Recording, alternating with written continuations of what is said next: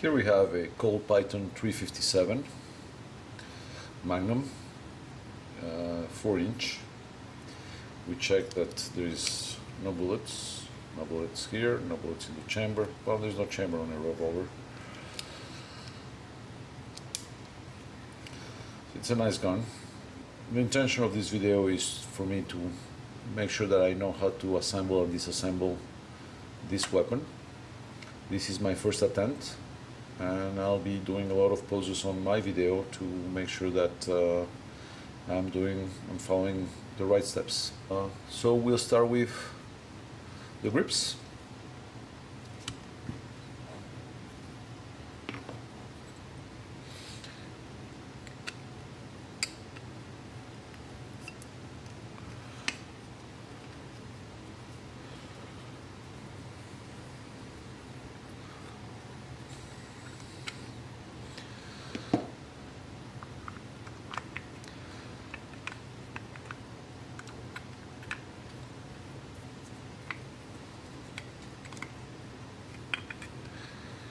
Here we go.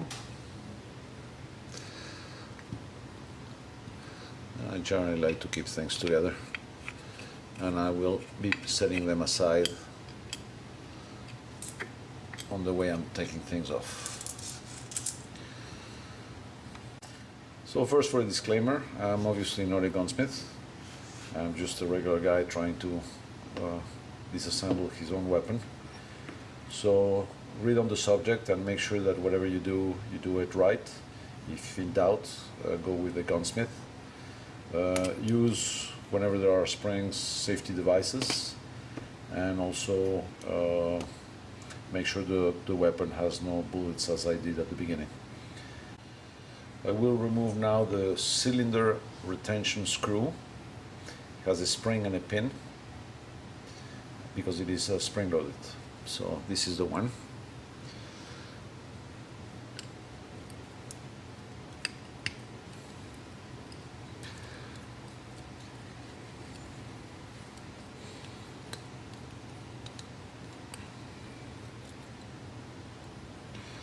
Well, here it is. Didn't come all together, so let me just turn it down the other side. And here it is.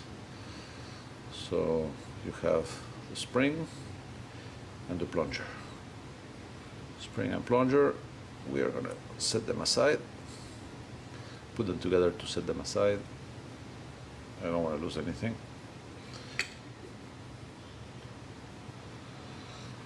And now we move forward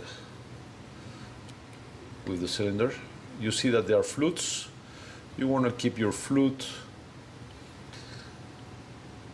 aligned to the crane, like so that you will not mar the weapon. Here it is. We'll set it aside. Now, to remove the plate, which is this one, the side plate, you have two screws. This one, which is a flat screw, and this one, which is a round screw. The reason for the flat screw is because when you have this on top, it fits on top of that screw, so if it is rounded, it will be hitting the grips. So it's easy not to get confused because they are different. And let's see which one will fit better. Let's start with this one.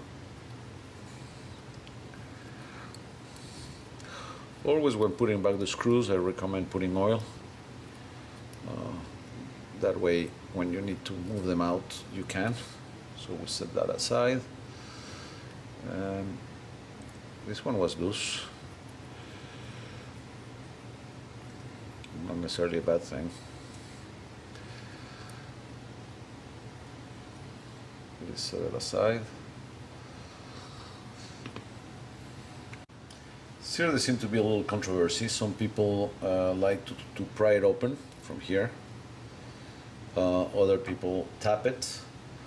We're going to try the tapping method, see if that works for us. You are supposed to tap it here a few times until it's loose. Oh, this loose. So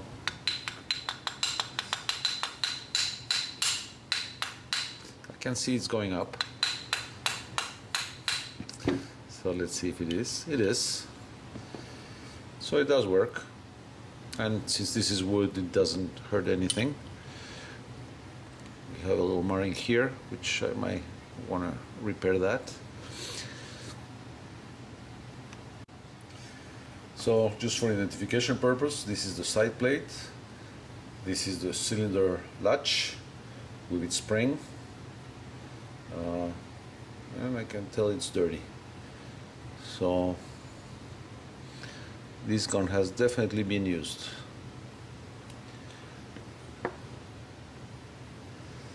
That's powder and oil. And let's look at the mechanism. And you can tell some oil and gunpowder somehow. Let's take the plunger and spring out of the side plate.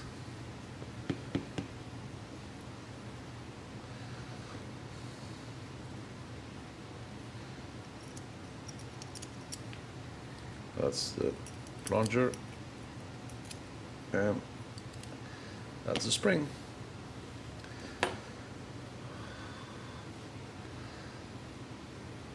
Here we go, set it aside.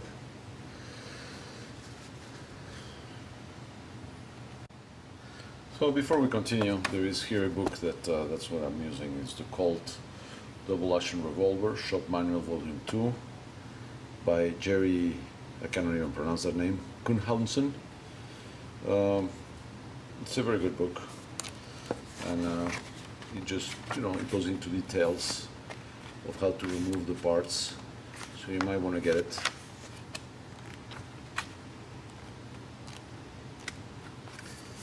So the idea here is going to be to remove the hand, which is this part over here. To take off the hand, I'm going to try to pry open the rebound lever, which is this one over here, and this is the mainspring. So generally you go in here in between. I'm trying to use this tool, but it won't be hard enough, so let me get a better screwdriver. Let's use this one by Brownells right here. I'm not going to mar anything, it's just, see, now the hand is released, and here we go, and we have the hand right here. You bring it down and you move this out of the way. Don't let it hit. Slowly up, because you don't want to break it. And now it is done. So we can now slide the spring with your fingers, and here it is. And we have the spring. Now we're going to move the rebound lever, and we need a punch for that and a hammer. I use small hammer, and I like Starrett punches. So let's see if we can do it with this somehow.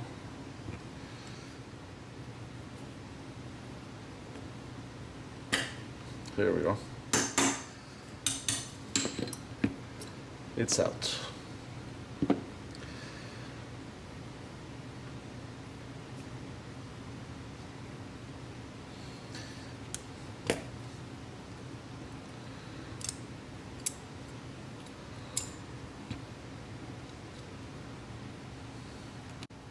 So we have here the bound levers pin and the band lever. All of that needs lots of cleaning. Now we're going to remove the hammer.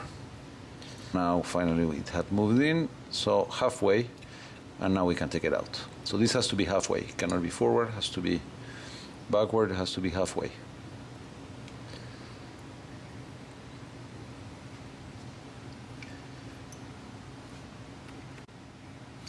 Now here we have all this linkage. The trigger is moving all this linkage, and same thing, we're going to try to move it out. I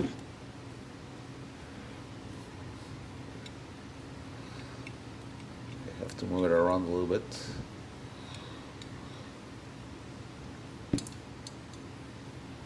Here we go, all in one piece.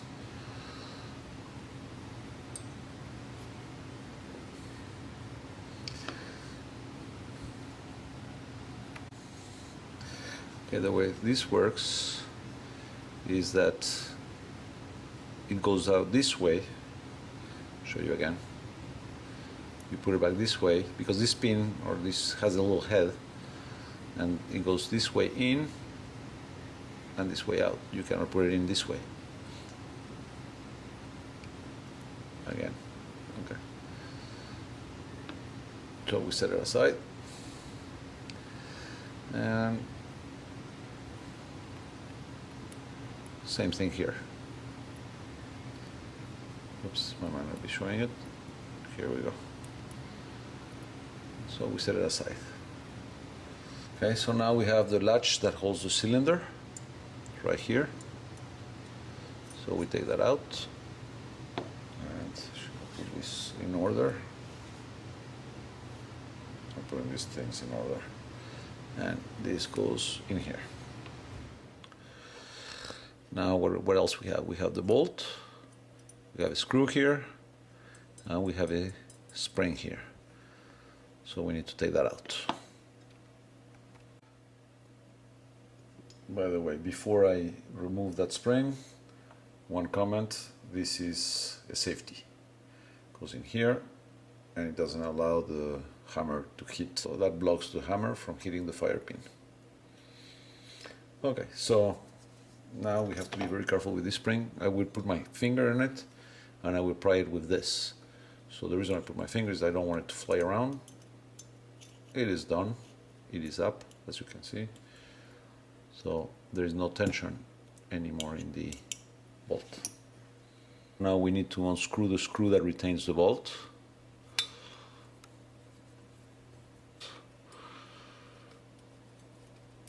The spring was still creating a little friction.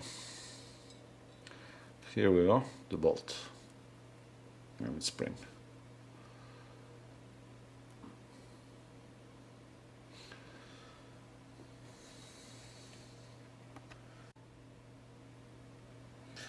So now this is almost all removed. We have the sight. There is the sight screw that makes it up or down, and we have here and here a pin that we need to remove. And if you want to remove the front sight, you have two pins that would need to be removed. I'm not going to remove these ones, but I will try to remove this one. Very thin punch, hopefully this one will work.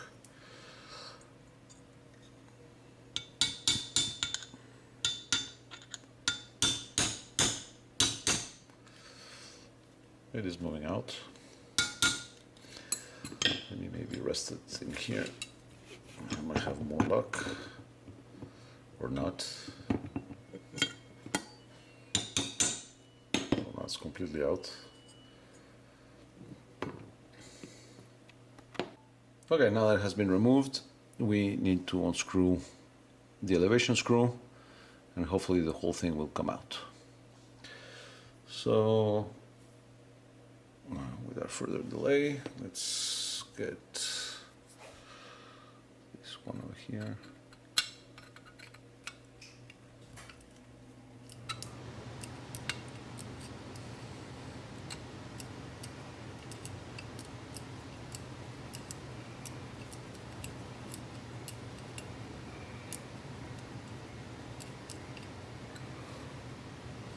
A little bit more. See if I can get it better.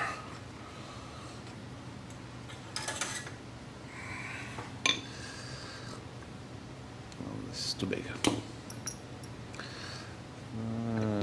too small. This should be about right.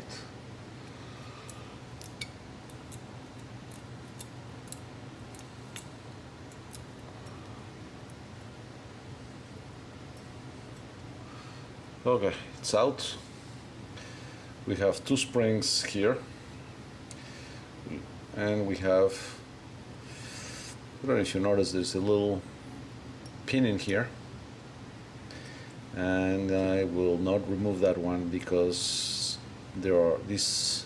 Once you remove that one, it holds this screw that has two little balls, and you have to use a little grease in order to put it back together. You can see the balls right here. Let's see if I can get. There's actually one here and one there, so you don't want to. I mean, you can remove it, but then you're going to have fun playing with this. So let's leave them there. Now we need to remove the plate that is holding the fire pin that has also springs. So you have to put your finger on top of it like this when you're going to do it, in order to try to avoid running around the room looking for your firing pin and spring. So you won't be able to see what I'm doing, but you have the idea that I'm going to push this as I'm going to remove the plate. Here we go. But I don't feel, here it is. So here's the plate.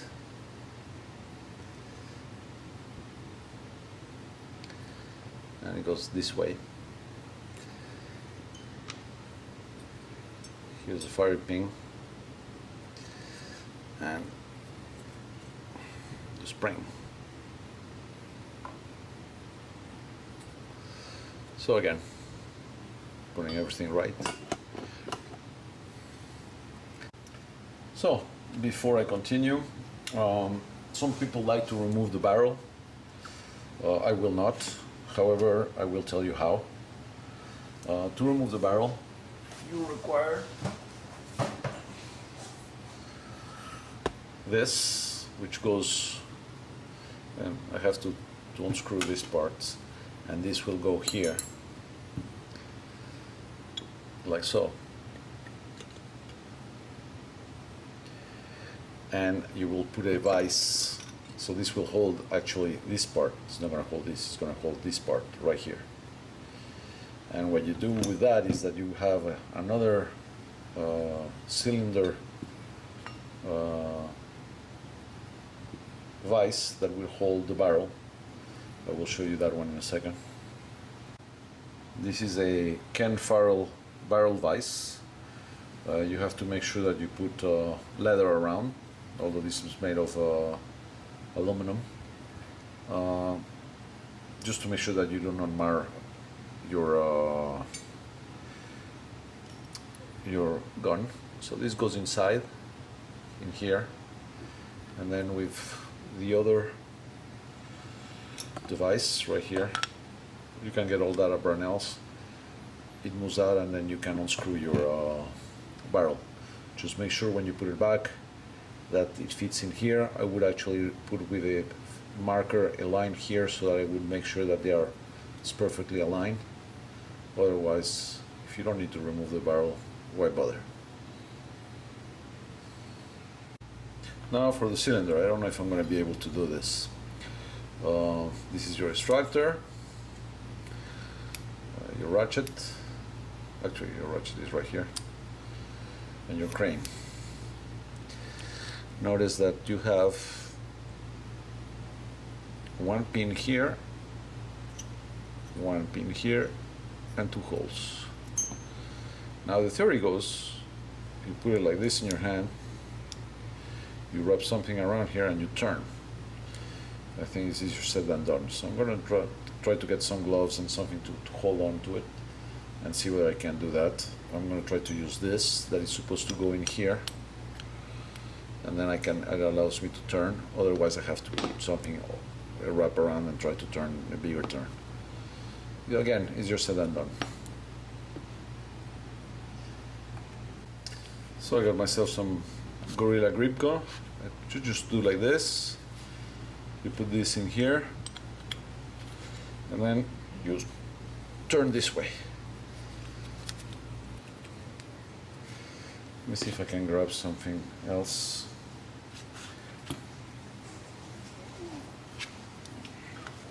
And do it by hand.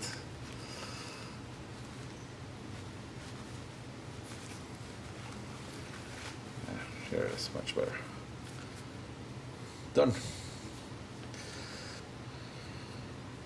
Here we have our cylinder.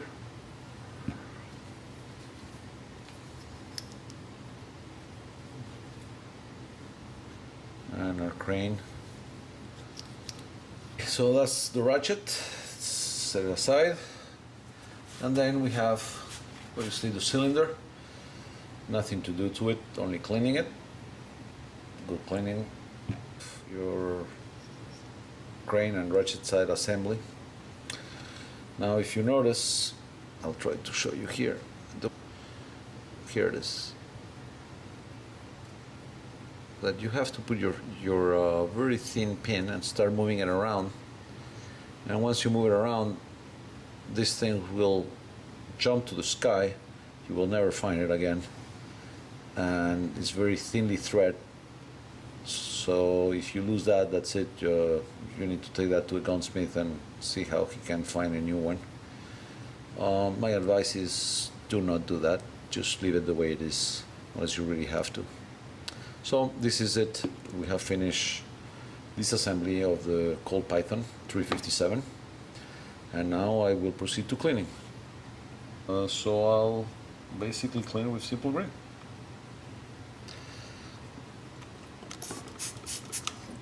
Simple green. Let that stuff work a little bit. I'll still try to keep stuff the way I pick them up, so that I don't lose the parts, because I'm yet not too familiar with each part. So I'll keep them together. The two screws, I will put them there.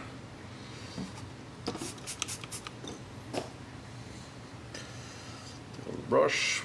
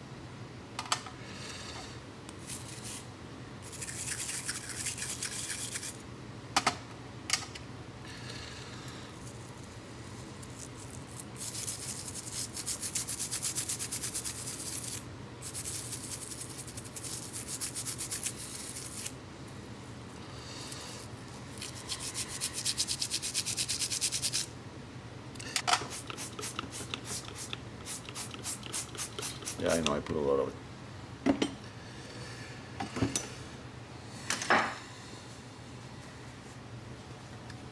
Now for this, I'm gonna go clean the barrel first, and then I'll do the same thing with the simple grain.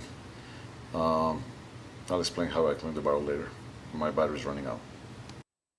Here we have a view of the barrel through a bore scope, and as we can see, the barrel is dirty.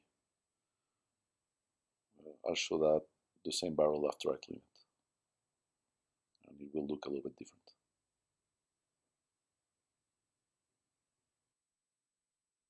And after the simple green, I wash it with water. Then I have an air compressor, so I dry it with the air compressor. And I lubed everything so that to avoid having water, and I put a lot of lube on it. And then I'm taking most of the lube out so that it be clean. What I used was Tetragon, and normally I like the spray form, but I didn't have it on hand, so otherwise it would be easy, so I had to do that by hand.